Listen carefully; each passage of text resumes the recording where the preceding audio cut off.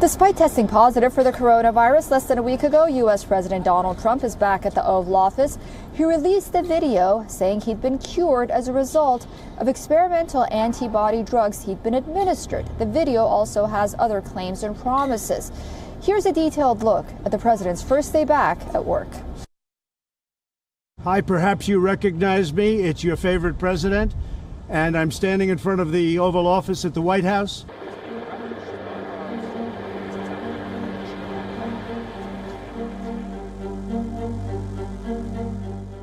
U.S. President Donald Trump has returned to the Oval Office in less than a week after testing positive for coronavirus. According to his doctor, the president has had no COVID-19 symptoms for more than 24 hours and has been fever-free for more than 4 days. And according to Trump, he was recommended to be back at work by the great professionals.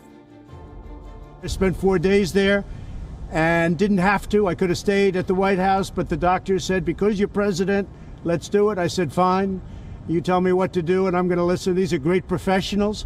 They've done a fantastic job. And by the way, not only at Walter Reed, all over the country, we have the greatest doctors in the world. We have the greatest nurses, the greatest first responders, law enforcement, by the way, incredible. Firefighters, everybody. They're just great. We have great people. This is a great country.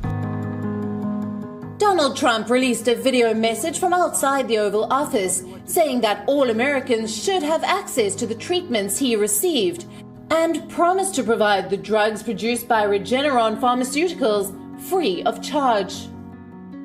But I spent 4 days there, and I went in, I wasn't feeling so hot, and within a very short period of time they gave me Regeneron. It's called Regeneron, and other things too, but I think this was the key. But they gave me Regeneron, and it was like unbelievable.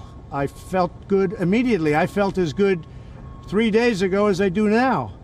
So I just want to say we have Regeneron, we have a very similar drug from Eli Lilly, and they're coming out, and we're trying to get them on an emergency basis. We've authorized it, I've authorized it, and if you're in the hospital and you're feeling really bad, I think we're going to work it so that you get them and you're going to get them free, and especially if you're a senior, we're going to get you in there quick. We have hundreds of thousands of doses that are just about ready. But the Regeneron's drug have not been approved by the federal regulators, and now Donald Trump seeks an emergency authorization for those drugs.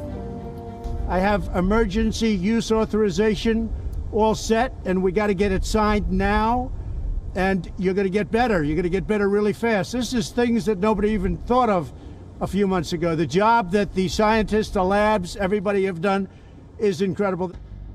The president claimed that the experimental antibody cocktail given to him last week was a cure rather than a therapeutic measure, and apparently hundreds of thousands of doses were nearly ready. It's incredible. Then in addition to that, you have various other drugs that help a lot, but these, I view these, I know they call them therapeutic, but to me it wasn't therapeutic, it just made me better, okay? I call that a cure. So I want to get these things done. So we have to get them done, we have to get them approved, and I want to get them to the hospitals where people are feeling badly. That's much more important to me than the vaccine. But on the vaccines, we have many companies that are in final stages for the vaccines, Johnson & Johnson, Moderna, Pfizer, all great companies, but many of them. And we're going to have a great vaccine very, very shortly. I think we should have it before the election, but frankly, the politics gets involved, and that's okay. They want to play their games. It's going to be right after the election.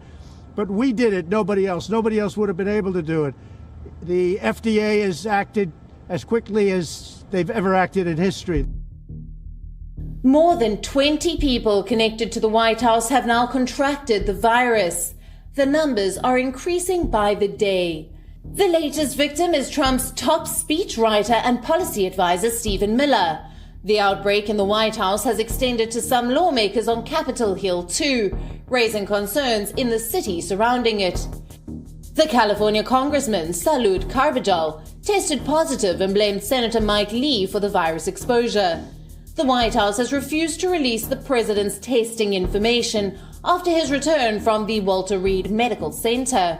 In his latest attempts to send a message 4 weeks before the election, the potentially contagious president renewed his attacks on China. And I think if I didn't catch it, we'd be looking at that like a number of other drugs. But it really did a fantastic job. I want to get for you what I got, and I'm going to make it free. You're not going to pay for it. It wasn't your fault that this happened. It was China's fault. And China's going to pay a big price, what they've done to this country. China's going to pay a big price, what they've done to the world. This was China's fault. And just remember that. Trump's supporters say that the president has shown leadership since his release from the hospital, but Trump's opponents believe that his behavior has become increasingly erratic. While several White House aides and staff remain in self-isolation, a lot of officials are still working around the president. After his return to the Oval Office, Trump was briefed about Hurricane Delta in the Gulf of Mexico and the latest on the halted stimulus package. Earlier today, the Chief of Staff, Mark Meadows, said that anyone interacting with Mr. Trump had been wearing full PPE, masks, goggles, and the like.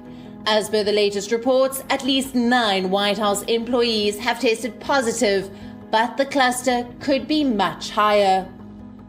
We've got a number of safety protocols with full PPE, masks, goggles, and the like for any direct interaction with the president in those areas. We continue to have a number of areas where we have disinfectants and for hard surfaces and the like. But the president continues to work. He's in very good health.